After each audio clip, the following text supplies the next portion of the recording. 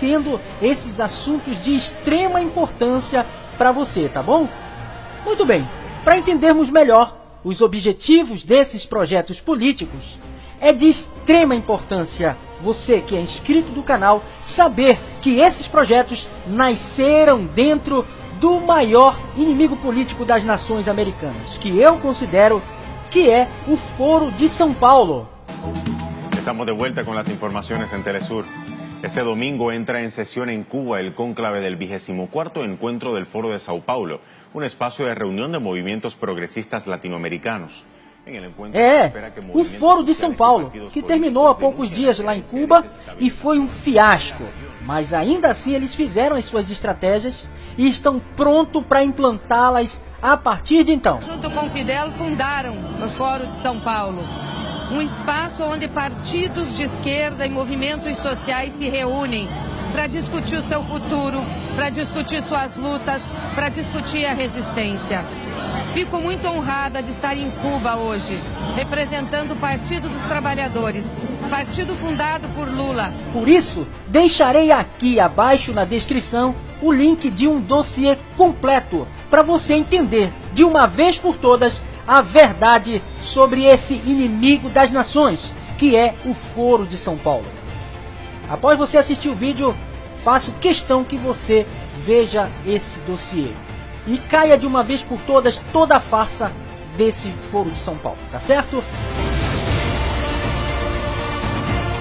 Então, sem mais delongas, vamos começar falando sobre a União das Nações Sul-Americanas, a UNASUL, que é formada pelos 12 países da América do Sul, sendo criado pelo Tratado Constitutivo da organização, que foi aprovada em reunião extraordinária de chefes de estados e de governo, realizado em Brasília no dia 23 de maio de 2008, na época com Lula, entrando em vigor no dia 11 de março de 2011.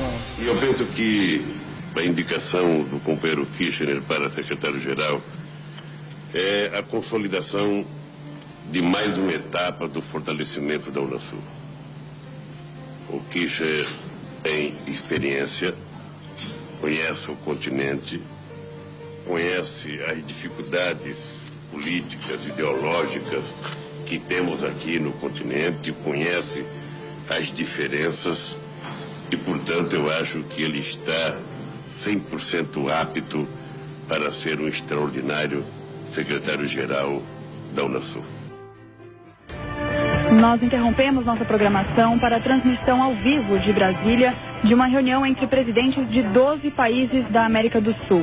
Eles podem definir um acordo que deve mudar a relação entre as nações da região.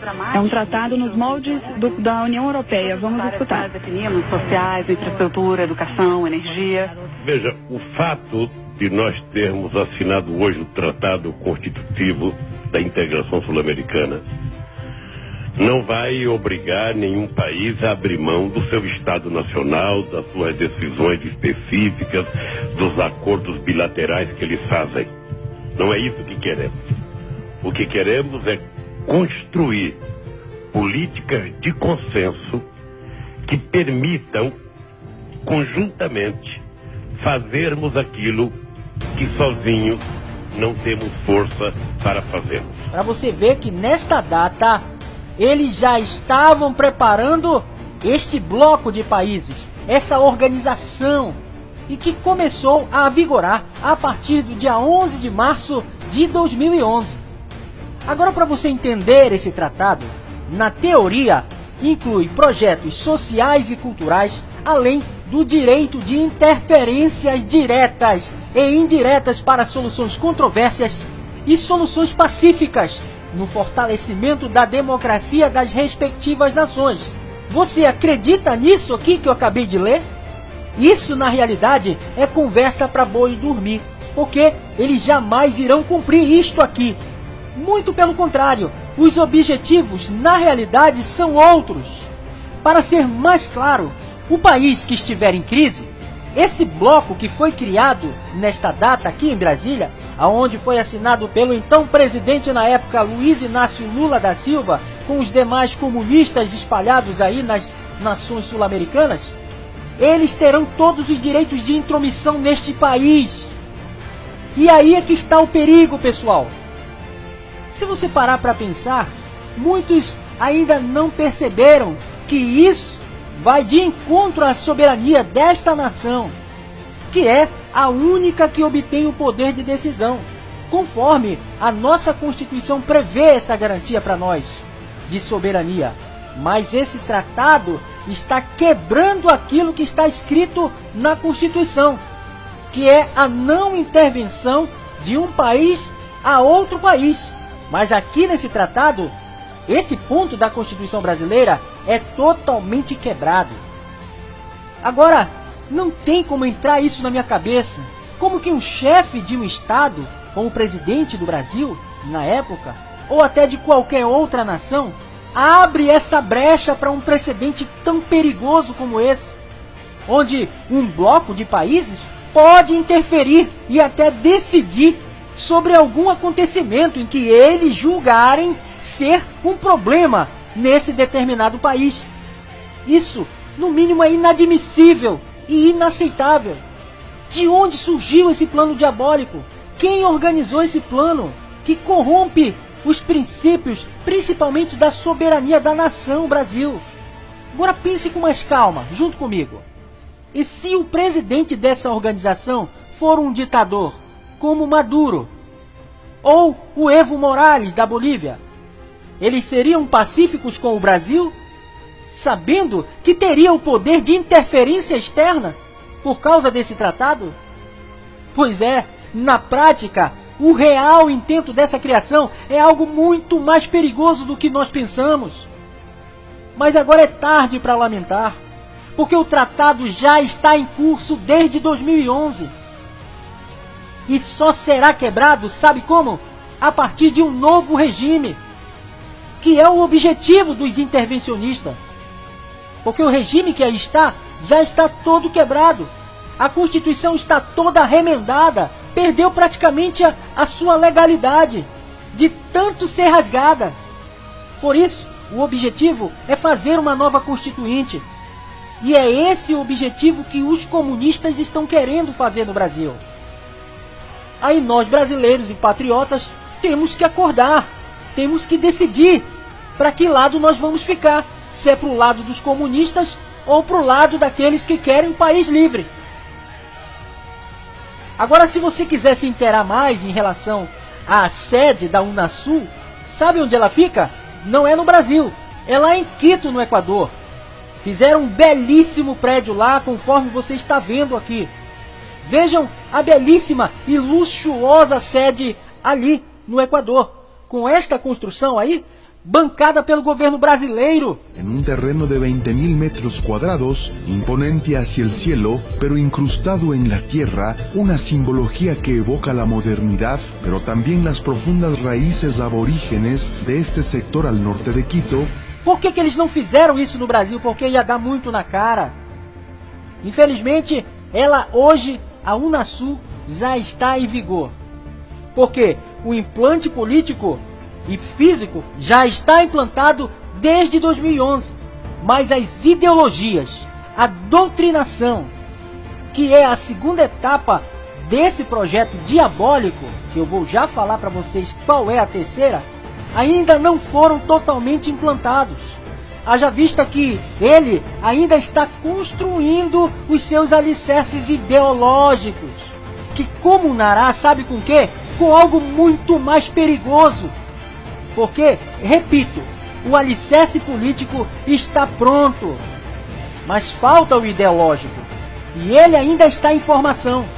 E com essa formação entra em cena o papel fundamental, sabe de quem? Da URSAL, a União das Repúblicas Socialistas da América Latina, que também segue no mesmo paralelo, mas com o seu viés ideológico, com bases fixadas no socialismo comunista.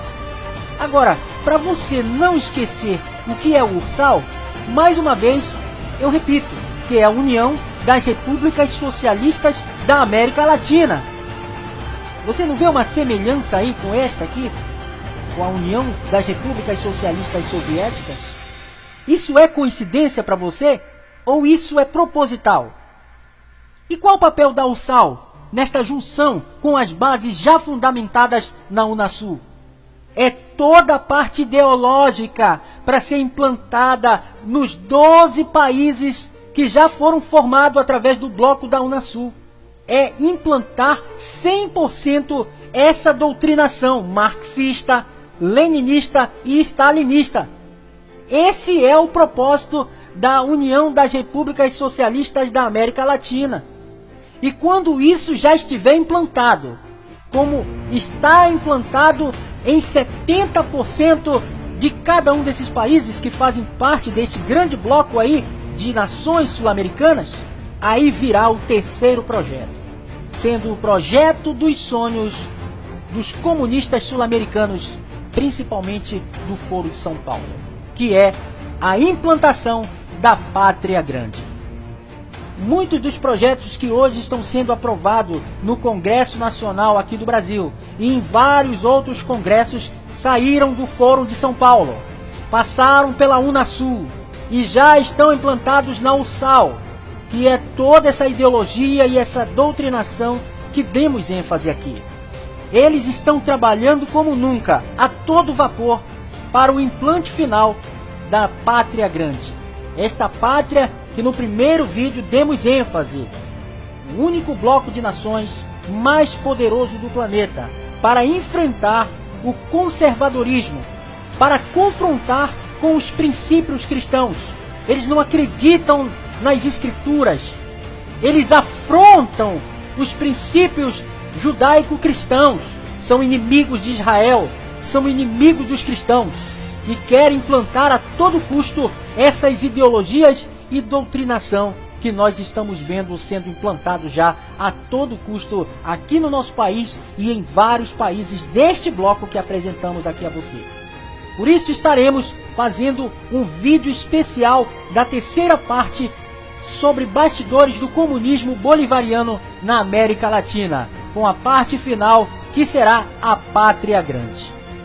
Se você achou interessante esse vídeo, comente aqui abaixo, deixe o seu like para que outras pessoas possam ver esta verdade e abrir os seus olhos enquanto é tempo. O que é necessário esclarecer para você cristão e para você não cristão, que nós estamos em perigo.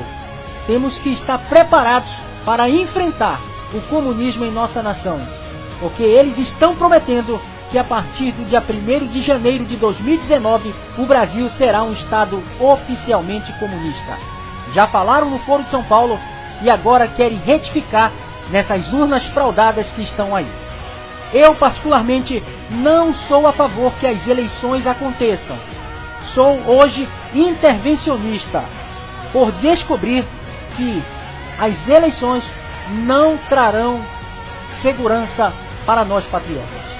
Por isso, peço a sua atenção para que assista o último vídeo desta série, que trará um esclarecimento acerca da Pátria Grande.